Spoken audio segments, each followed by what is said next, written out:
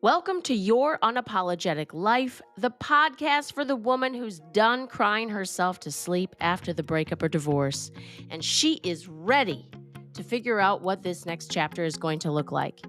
You're not trying to get your old life back. You're asking, what do I want? And how do I want to live on my terms? I'm Morgan Barkis, empowerment coach, speaker, and author, and this podcast is your space to rise, reclaim your power, and live unapologetically. If you've recently moved out after a breakup or a divorce, or you got the house, living alone might feel scary, lonely, or unfamiliar. And it can also be one of the most freeing, empowering experiences of your life. Now, me, I've lived alone my entire adult life, and I love it. I'm to the point where the thought of living with someone is actually scary to me because when I moved away from my family home at 23 years old, I've been living on my own the entire time. And even in college, I didn't have a roommate. I shared a living space with 5 other girls that all had their own single rooms as well. And we had a communal living room space and bathroom area. Um, and I needed to go away at the end of the day and be on my own, that I could go and read or study or listen to music or whatever. Back in those days, we didn't have cell phones and streaming services. So I don't even remember what I did. It was probably mostly study and listen to music. And I needed that time alone. Um, so for me, the women that I work with, they're women who maybe have not had that experience. You know, they might have went to college and had roommates, or they lived with some girlfriends, or I've had a few clients, they went from their family home right into a marriage. And so living alone is just a crazy thought, or they just don't want to. They have, and they're like, I don't like it. I don't want to live alone. Let's talk about the joys of living alone so that if it is new to you and it feels scary or unfamiliar, let's find ways to change that. Change that physically, change that emotionally for you. First, let's talk physical, right? My apartment, I was a little financially strapped when I was 23 and moved into my own apartment. I paid $500 a month for a studio that was terrible. I mean, you couldn't design a worse kitchen. I promise you, it was the smallest, most unpleasant kitchen. Functional. Good thing I wasn't a big cook, and I'm still not a cook. It was the smallest kitchen you ever did see. Tiny bit of counter space, about the width of a doorway, and then this big utility sink and a teeny tiny stove, and that was it. It was horrible. No windows, and then and it was a north facing apartment. It was awful, and it was my first apartment. I used to say, stand in my apartment and think, I pay for this. I picked this out and I pay for it. This is amazing because, before then, I was dependent on my parents and I was, got some kind of stipend to live on campus for college. And I personally could not wait to be an adult. I wanted the independence of it. And so I loved having a job, finding an apartment on my own, paying it for it on my own, decorating it how I wanted to. It was my space. I could come and go as I pleased. I could decorate it however I wanted. And gratefully, through the years and better financial opportunities, now I have a beautiful apartment in the suburbs of Chicago. And it's a corner apartment and it has sun, from morning until night because it's south facing. So it's just like it's all the sunshine all day if the sun is out. And for me, that's a non-negotiable. A washer dryer in the apartment and south facing windows is a non-negotiable for me. So I found that in this apartment, I have decorated it the way I wanted to. Last spring, I specifically chose 2 spaces within my apartment to completely change. So my bedroom and my balcony space, I thought I need a refresh. I need to be excited and inspired by this space. And so those were the 2 spaces I chose.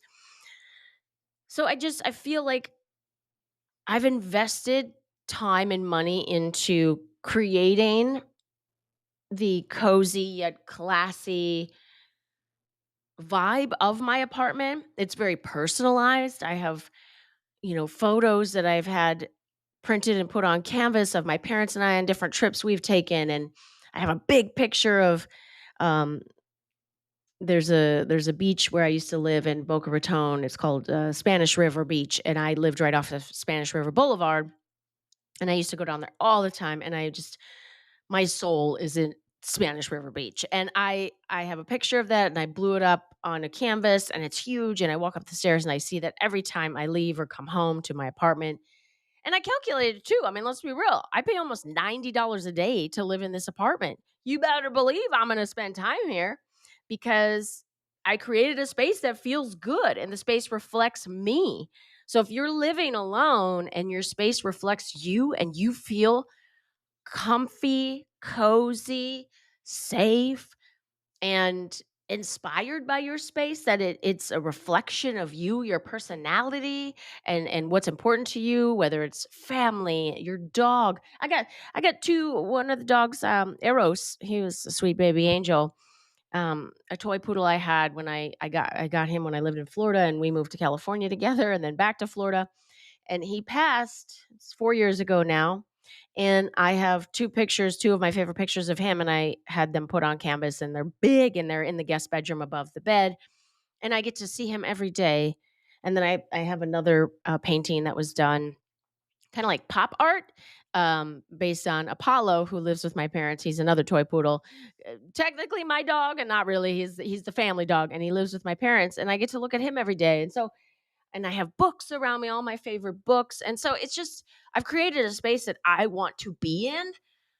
So when I walk in, it's a joy to be home rather than something that feels sad and empty. Does that make sense?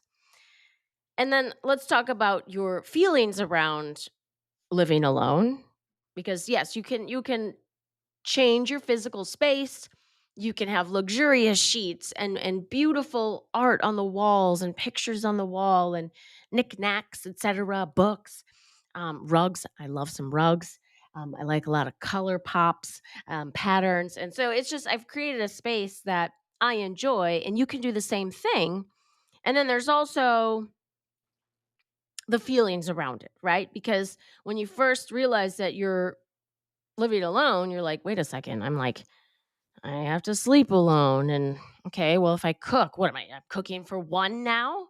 Um, well, am I going to watch this movie and sit here and have nobody to talk to about it or laugh with, or, you know, um, and it really is a matter of perspective. Because again, when I'm working with my coaching clients, the reality is you're living alone again, and you get to choose how you look at it and interpret that. And like I said, we can change the physical space, and you can change how you see your situation. You get to decide or react to the reality that you are in. So you can come home and be like, this sucks, I'm alone. Am I always going to be alone? I can't believe I'm alone again. I never thought I would be alone in this lifetime. This was not how my life was going to work out. And you can really dwell on the negative parts of it and see it as negative. Or you can come home and be like, I don't even feel like cooking. I think I'm going to crack a beer. Mine is Golden Monkey. Best beer ever. I love a brewery. I love to try new beers. I'm telling you, Golden Monkey stays in my refrigerator. And I'll order Indian food. I have one spot in particular I like. I love to roast some veggies and cauliflower and snack on that in the evening while I watch a show or whatever. You get to decide how you see your situation. You get to decide when you want to go to bed. And it doesn't matter how long your night routine takes. If it takes 25 minutes for you to floss and brush your teeth and do all your skincare, great. Who cares? Nobody's waiting for you. You get to take as much time as you want. You want to put on a mask and stay up 15 minutes longer while you watch a show? Cool. You get to do that. If you want to cook, you don't want to cook. You get to do whatever you want to do. You can cook whatever you want to cook. Um, and you can watch any shows that you want to watch. If there's times I don't feel like going to sleep yet and I feel like laying down. So I'll take my phone or my iPad and I'll continue watching the morning show, for instance, and we'll watch a little bit more of that. Or I want to put on My Favorite Murder, which is one of my favorite podcasts, and I know that I'm going to fall asleep, and I listen to that until I fall asleep. You get to do whatever you want to do. You have your own schedule, especially on the weekends. Your whole routine is yours, and you get to decide if that's disempowering or empowering. Living alone means living on your timeline, and that's pretty powerful. And it's pretty fun. I don't want to minimize the feelings that you're having. If it's weird to you that house is so quiet and now suddenly you don't feel as safe. You don't have someone else in the house to be like, "Did you hear that? What was that?" I'm not going to lie. I have a taser by my bedside.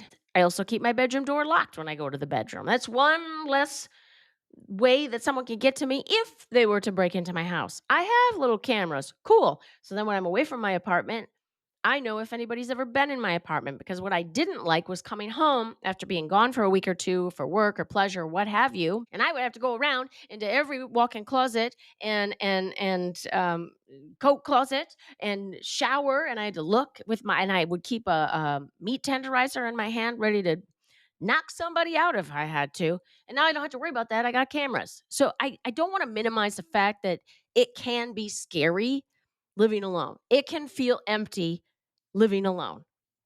I don't want to minimize that. I want to normalize it. Look at this next chapter as a way for you to go and do you. It doesn't mean it's forever. And as long as you're here, this is your reality. Make the very best of it. All right? Living alone is not the end. It's the beginning of designing your life on your own terms.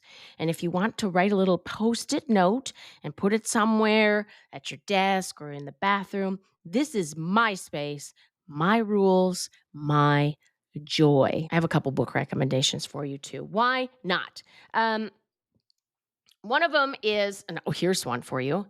The Life-Changing Magic of Tidying Up by Marie Kondo. Creating a home that sparks joy. I am a firm believer in minimalism. Although, if you saw my apartment, I don't know that you would say I'm a minimalist. I am extremely neat and tidy.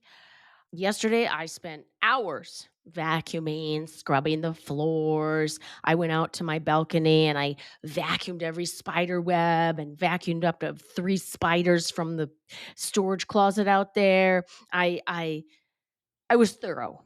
Okay, I was wiping down the furniture and the table. And I'm also not afraid to get rid of things. My mom doesn't even give me anything without a note. She'll be like, "Morgan, I'm going to give you this. And if you're going to go and give it away to Goodwill or throw it away, I want it back because I know how you are." And I was like, "Mom, you're absolutely right." Because she's right. I am the person that probably too often goes through my things and makes a trip to Goodwill. I am constantly cleaning out things, and it just feels good to me. Another book that you might want to read is Move Your Stuff, Change Your Life by Karen Carter. It's about like kind of an intro to feng shui, and I don't think feng shui is woo woo. I'm not super woo woo, and I do believe in feng shui. I believe in using space correctly. They say don't put a bed right under a window. I would never do that. Like there's certain things that I do believe create energy, and if you're not familiar with feng shui, give it a whirl. In my coaching program, I work with women that they know what they want. They don't know how to get there yet. This is new territory. If this is you, I want you to book a discovery call with me. You can go to the show notes and find the link. It's a Calendly link. It's a calendar app. You can book a call with me. It's a 30-minute discovery call, and we can talk about my coaching program, exactly where you're at in your life right now, and what you want your next chapter to be. I will be your guide and an architect. That's fitting. Architect. I like that. I will help you create the blueprint for your next chapter. Yes, you are alone right now. Make the best of it. What do you want your space to look like? What do you want your space to feel like? Thanks for listening to Your Unapologetic Life. If this episode spoke to you, please share it with another woman you care about. Also, follow the show, rate, and review. Are you ready to go deeper? Click the link in the show notes to get instant access to my free video, 5 questions to ask yourself now that you're single again. If you're thinking, I want to hire Morgan as my coach, you can also find the Discovery Call link in the show notes. Let's build this next chapter together.